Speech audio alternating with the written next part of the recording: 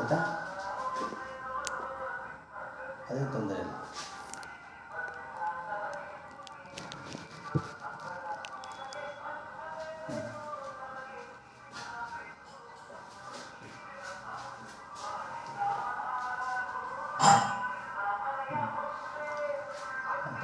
ನೋಡಿ, ಅಧಿನಿಯಮ.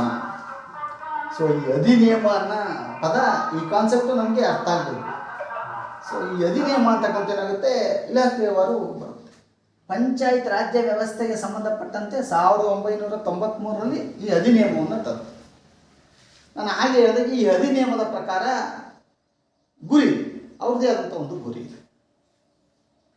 ಅದರಲ್ಲಿ ಬಹಳ ಮುಖ್ಯವಾಗಿ ನಾವು ಕೊಡಬೇಕಂದ್ರೆ ಪಂಚಾಯತ್ ನೀತಿ ನಿರ್ದೇಶಕ ನೋಡಿ, ಪಾಲಿಸಿ ಡೈರೆಕ್ಷನ್. ಈ ಪಾಲಿಸಿ ಡೈರೆಕ್ಷನ್, ನೀತಿ ಅಂದರೆ ಏನು? ನಾವು ನಮ್ಮ ವ್ಯವಸ್ಥೆಯನ್ನು ಸುವ್ಯವಸ್ಥೆಗೆ ತೆಗೆದುಕೊಂಡು ಹೋಗಲು ಎಲ್ಲರಿಗೂ ಅನ್ವಯವಾಗುವಂತೆ ಮಾಡುವಂತಹ ಒಂದು ಫ್ರೇಮ್ವರ್ಕ್, ಒಂದು ಚೌಕಟ್ಟು, ಅದನ್ನು ನೀತಿ